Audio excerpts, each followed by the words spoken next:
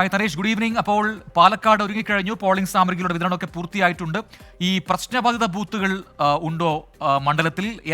ആകെ എത്ര ബൂത്തുകളുണ്ട്? ഏതെങ്കിലും മേഖലകളിൽ ഈ കേന്ദ്രസേനയടക്കം വിന്യസിച്ചിട്ടുണ്ടോ? എങ്ങനെ, എപ്പോൾ ഒക്കെ ആയിരിക്കും ഇവരുടെ വിന്യാസം? ഒപ്പം തന്നെ നാളത്തെ രാവിലെ കൃത്യസമയത്ത് തന്നെ പോളിംഗ് തുടങ്ങാനുള്ള എല്ലാ ക്രമീകരണങ്ങളും ഒരുക്കിയിട്ടുണ്ടല്ലോ അവിടെ?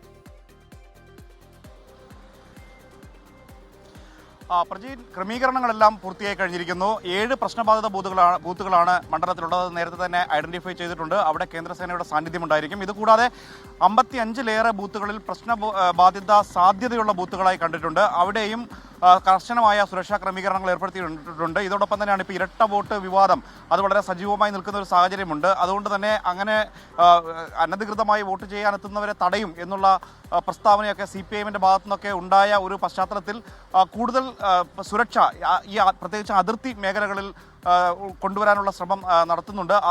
അത്തരത്തിലുള്ള കാര്യങ്ങളെല്ലാം, അതിനുള്ള ക്രമീകരണങ്ങളെല്ലാം ഇതിനോടകം തന്നെ ഏർപ്പെടുത്തി കഴിഞ്ഞിട്ടുണ്ട്. മുഴുവൻ വെബ് ടെലികാസ്റ്റ് ലൈവായി തന്നെ നൽകുന്നുണ്ട് എന്നുള്ളതാണ് അറിയിച്ചിരിക്കുന്നത്. അതുകൊണ്ട് തന്നെ അങ്ങനെ ആരെങ്കിലും കള്ള വോട്ട് ചെയ്യാനോ അല്ലെങ്കിൽ ഇങ്ങനെ ഇരട്ട വോട്ട്, സംശയമുള്ള വോട്ടുകളോ ഒക്കെ ഉണ്ടെങ്കിൽ അതൊക്കെ റെക്കോർഡ് ചെയ്ത് സൂക്ഷിക്കും. പിന്നീട് അത് വലിയ നിയമ നടപടികൾ നേരിടേണ്ടി വരും എന്ന മുന്നറിയിപ്പ് ജില്ലാ കളക്ടർ നമ്മളോട് സംസാരിക്കുമ്പോൾ നൽകിയിരുന്നു. ഏതായാലും കഴിഞ്ഞ ഒരു മാസത്തിലേറെയായി നടന്ന വീറും വാശിയും ഉണ്ടായിരുന്ന ഒരു തെരഞ്ഞെടുപ്പ് പ്രചരണം അതിൻ്റെ സമാപനമാണ്. അത് ഇപ്പോഴും ആ ഒരു വീറും വാശിയും അവസാനിച്ചിട്ടില്ല എന്നുള്ളത് നമുക്ക് കാണാം. ഇന്ന് പോലും പുതിയ വിവാദം ഉണ്ടാകുന്നു.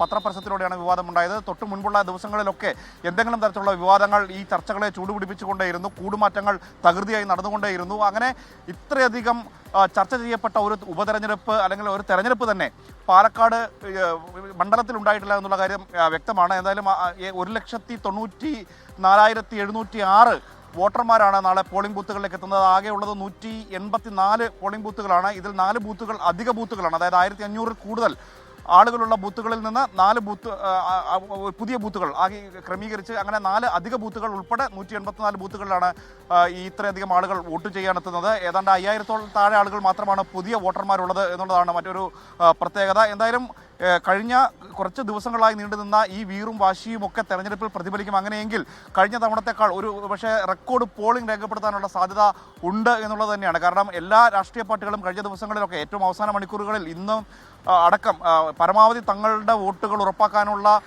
കഠിന പരിശ്രമത്തിലായിരുന്നു. പരമാവധി വോട്ടർമാരെ നേരിട്ട് കാണുക. പക്ഷേ തനേഷ്, ആ ട്രെൻഡ് ഇവിടെ അത് അത്തരമൊരു ട്രെൻഡാണോ പാലക്കാട് എന്ന് നമുക്കൊരു സംശയമുണ്ട്. കാരണം പാലക്കാടിന് മുമ്പ് ഉപതെരഞ്ഞെടുപ്പ് നടന്ന ചേലക്കരയിലും വയനാട്ടിലും പോളിംഗ് ശതമാനം ഇത്തവണ കുറയുന്ന കാഴ്ച കൊണ്ടു. വയനാട്ടിലൊക്കെ തന്നെ ഒരുപാട് പോളിംഗ് ശതമാനം കുറഞ്ഞിട്ടുണ്ട്. അപ്പോൾ ഈ വോട്ടുറപ്പിക്കുക എന്നത് സ്ഥാനാർത്ഥികളുടെയും മുന്നണികളുടെയും ഒരു വലിയ ലക്ഷ്യമായിരുന്നു. അതിന് അഹോരാത്രം അവർ പ്രയത്നിച്ചിട്ടുമുണ്ട്.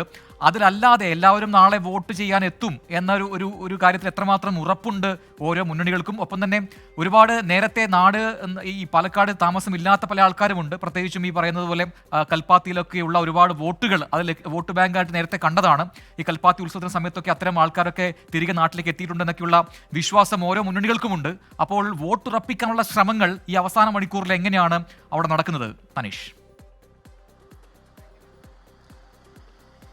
പ്രജിൻ, ചേലക്കരയെയും വയനാടിനെയും നമുക്ക് പാലക്കാടുമായി കൂട്ടിക്കെട്ടാൻ കഴിയില്ല. തീർത്തും വ്യത്യസ്തമായ രാഷ്ട്രീയ സാഹചര്യങ്ങളാണ് ഈ 3 മണ്ഡലങ്ങളിലുമുള്ളത്. അതായത് വയനാടും ചേലക്കരയും ഒക്കെ അത്തരത്തിൽ വലിയ രീതിയിലുള്ള രാഷ്ട്രീയ വിവാദങ്ങളോ അല്ലെങ്കിൽ മറ്റു തരത്തിലുള്ള ചർച്ചകളിലേക്കോ ഒന്നും വഴിമാറിപ്പോയിട്ടില്ല. പക്ഷേ ഇവിടെ സ്ഥാനാർത്ഥി നിർണയം മുതൽ ഏറ്റവും ആദ്യം അതിനു മുൻപുള്ള ഘട്ടത്തിൽ നമുക്കറിയാം പാലക്കാട് എപ്പോഴത്തെയും പോലെ ഒരു സാധാരണ തെരഞ്ഞെടുപ്പിനെ അഭിമുഖീകരിക്കാൻ പോകുന്നു എന്നതിനപ്പുറത്തേക്ക് മറ്റൊരു തരത്തിലും ഒരു സൂചനയും നൽകിയിരുന്നില്ല. പക്ഷേ പി സരിൻ്റെ കടന്നുവരവ്, അതിനുശേഷമുണ്ടായിട്ടുള്ള രാഷ്ട്രീയ വിവാദങ്ങൾ, കള്ളപ്പണ വിവാദം, ഏറ്റവും ഒടുവിൽ ഈ പത്രപരസ്യ വിവാദം, അങ്ങനെ നിരവധി വിവാദങ്ങളാണ് ഈ പാലക്കാട് മണ്ഡലത്തെ ശ്രദ്ധേയമാക്കുന്നത്. അതോടുകൂടി അണികൾക്കിടയിൽ വീറും വാശിയും ഏറിയിട്ടുണ്ട് എന്നുള്ള കാര്യത്തിൽ യാതൊരു സംശയവുമില്ല. അത് നേതാക്കളുടെ പ്രതികരണങ്ങളിൽ തന്നെ വ്യക്തമാണ്. മുഖ്യമന്ത്രി 6 പൊതുയോഗങ്ങൾ 2 ദിവസങ്ങളിലായി പങ്കെടുത്ത് ഇവിടുത്തെ പ്രചരണങ്ങൾക്ക് നേതൃത്വം നൽകി. മന്ത്രി MB രാജേഷ് ഇവിടെ ക്യാമ്പ് ചെയ്തുകൊണ്ടാണ് പ്രചരണ പ്രവർത്തനങ്ങൾക്ക് നേതൃത്വം നൽകിയത്.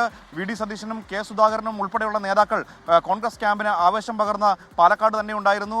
K സുരേന്ദ്രൻ ഉൾപ്പെടെയുള്ള BJP നേതാക്കളും മണ്ഡലത്തിൽ സജീവമായിരുന്നു. അങ്ങനെ എല്ലാ തരത്തിലും പാർട്ടി അണികളെ അതത് പാർട്ടികളുടെ നേതാക്കൾ പരമാവധി ഊർജ്ജം നൽകി അവരെ പ്രചരണ രംഗത്തേക്ക് ഇറക്കുന്നതിന് വേണ്ടിയിട്ടുള്ള ശ്രമങ്ങൾ തുടക്കം മുതൽ തന്നെ നടന്നിരുന്നു. പക്ഷേ ഇപ്പോൾ ഏറ്റവും ഒടുവിൽ പരമാവധി ആളുകളെ പോളിംഗ് ബൂത്തിലേക്ക് എത്തിക്കുക എന്നുള്ളതാണ്. പാർട്ടി അനുഭാവികളുണ്ടാകാം, അല്ലെങ്കിൽ ഒരു രാഷ്ട്രീയ പാർട്ടിയോടും പ്രത്യേകം മമത കാണിക്കാത്ത ആളുകളുണ്ടാകാം. അത്തരം ആളുകളെ എങ്ങനെ പോളിംഗ് ബൂത്തുകളിലേക്ക് എത്തിക്കാം എന്നത് സംബന്ധിച്ചുള്ള ചർച്ചകളാണ് ഈ അവസാന മണിക്കൂറുകളിൽ നടന്നുകൊണ്ടിരിക്കുന്നത്. ഏറ്റവും വൈകിയും ഇപ്പോഴും പല വീടുകളിലേക്കും പാർട്ടി പ്രവർത്തകർ സ്ക്വാഡുകളായി തിരിഞ്ഞു പോയി അവരെ കണ്ട നാളെ വോട്ട് ചെയ്യേണ്ടതിൻ്റെ അനിവാര്യതയെക്കുറിച്ച് അവരെ ബോധ്യപ്പെടുത്തി നാളെ അവരെ പോളിംഗ് ബൂത്തിൽ എത്തിക്കാൻ കഴിയും എന്ന പ്രതീക്ഷയോട് കൂടിയാണ് അവർ നീങ്ങിക്കൊണ്ടിരിക്കുന്നത്. എന്തായാലും ഞാൻ നേരത്തെ സൂചിപ്പിച്ച പോലെ ചരിത്രത്തിൽ ഇന്ന് വരെ കണ്ടിട്ടില്ലാത്ത വീറും വാശിയും പ്രകടമാക്കിയ പ്രചരണം അത് പോളിംഗ് ബൂത്തിലും അതുപോലെ റെക്കോർഡ് പോളിംഗ് ശതമാനത്തിലേക്ക് എത്തിക്കുമോ എന്നുള്ളത് നമുക്ക് കാത്തിരുന്ന് കാണേണ്ടി വരും. പ്രജിൻ, ശരി തനേഷ്, കൃത്യമായ വിലയിരുത്തലാണ് തനേഷ് തമ്പിയുടേത് പാലക്കാട് നിന്നും. അപ്പോൾ കൃത്യമായി അവിടെ പോൾ ചെയ്യപ്പെടേണ്ട വോട്ടുകളെല്ലാം പോൾ ചെയ്യപ്പെട്ട് കഴിഞ്ഞാൽ ആർക്കാകും മുൻതൂക്കമെന്ന് കൃത്യമായി പ്രവചിക്കാൻ കഴിയാത്തതുകൊണ്ട് തന്നെയാണ് പാലക്കാട് ഒരു കടുത്ത ത്രികോണ മത്സരം